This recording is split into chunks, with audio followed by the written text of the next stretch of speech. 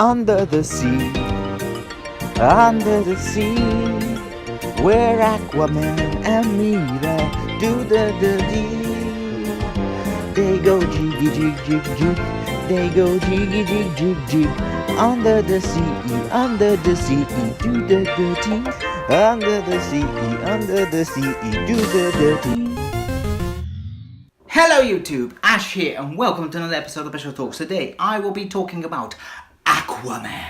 So Aquaman is another movie by DC Comics. It stars Jason Momoa, Nicole Kidman, Amber Heard, William Dafoe and many others. It's directed by James Wan, who's best known for Saw and the Conjuring series. So, will this film sink or will it swim? Yes, the puns are flying. Let's get into it. So the plot of the film: when the King of Atlantis declares war against the land, it's up to Jason Momoa's Arthur Curry, aka Aquaman, to stop him. To do this, he needs to reclaim the crown, which is rightfully his. However, to do this, Arthur must put away his self-doubt and become the hero the world needs. And that's the plot. Going into this film, I wasn't really that excited because the trailers hadn't really impressed me and I thought they showed too much, so I wasn't really hyped. And boy oh boy was I mistaken. This film surprised me so much. I really enjoyed it. It's so much fun.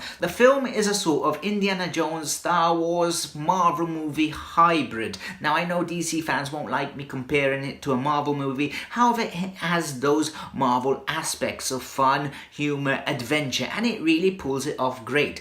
Definitely the most fun I've had with a DC film, period. And all the cast is fantastic, starting with Jason Momoa, who does an excellent job as Arthur Curry, Aquaman. You know, the man just oozes coolness and his charisma really shines in every scene he's in. You know, he can do the action, he can do the humor. So yeah, he really did a great performance in this. Also giving a good performance is Amber Heard, who not only looks really good and really good, you know, she also is a great action hero. She has some really great scenes. One of them especially, which involves wine, which I won't spoil, is just kick ass. So yeah, I really enjoy the performance. And also, if this film tanks, you know, she can always apply to be Ariel in Disney's live action Little Mermaid, because we know that's coming out, and yeah, look at her, she's just Ariel.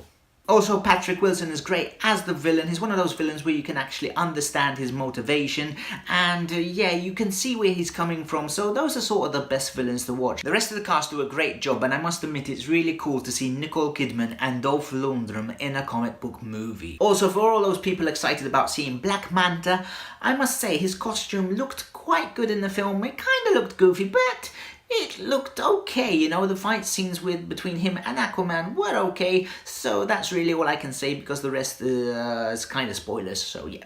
Now I just want to talk about the CGI and the city of Atlantis. Now, before watching this film, I was worried that the amount of CGI would overwhelm me. However, I'm happy to report that it doesn't. Okay, there's lots of CGI. Obviously, there would be lots of CGI. However, it never gets to a point where it annoys you, where it takes you out of the film. And that's due to the great storyline and the really fun script, where you get totally involved in the story that you don't even notice that everything's CGI. Also, the city of Atlantis really looks amazing. I love the color scheme that they used. It really helps to give it that magical feeling, and the technology on display is just so cool.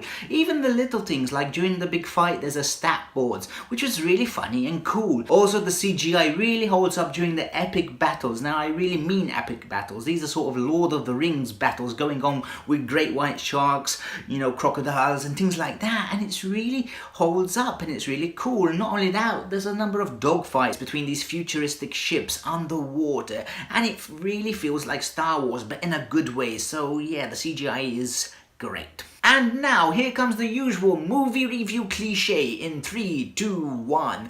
Now the film is not not perfect, and here's a few issues that I had with it. First point is at times the film can be a little too cheesy and a little too goofy. Now I'm gonna be honest, I really didn't mind it that much because at the end of the day this is a superhero film, so it's allowed to be a bit goofy and a bit cheesy. However, some people might think it's too goofy, so yeah, I have to point this out. Me personally, I didn't mind. And this is definitely demonstrated in one scene, which I won't spoil. However, I will say it's a mixture between The Little Mermaid and Tangled. Yes, you heard that right. Also, the film clocks in at nearly 2.5 hours long, so they might have been able to chop out like 10 minutes. Now you might say 10 minutes is nothing. However, 10 minutes in a big film would make a lot of difference, and the film would be even faster and, you know, more tight. So yeah, I think they could have maybe chopped off a little bit. And the last thing, and this is my major issue with the film, well, not exactly with the film itself, but with the marketing for the film.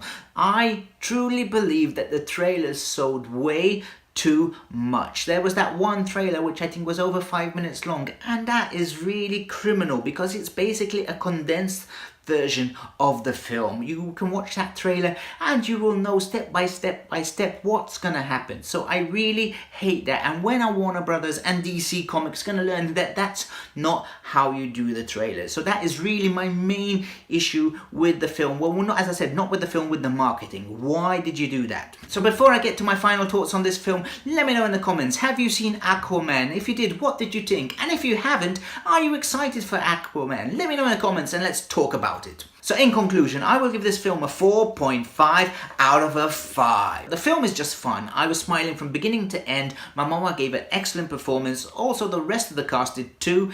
And yeah, this is everything DC and Warner Brothers should have done from the start. They should have done these standalone movies and then do the big Justice League later on, because this would have established the characters. This is without doubt the most fun DC movie that I've seen, and I'm looking forward to number 2. So definitely watch this film in the cinemas. So that's it for today. I want to thank you all for watching this video. I've been Ash. If you did like it, maybe hit that like button and give the video a share. Also, if you're new to the channel and like what you've seen, maybe hit that subscribe button too. I do movie reviews, trailer reactions, TV reviews and all that stuff. So yeah, consider hitting that subscribe button, and I will see you next time.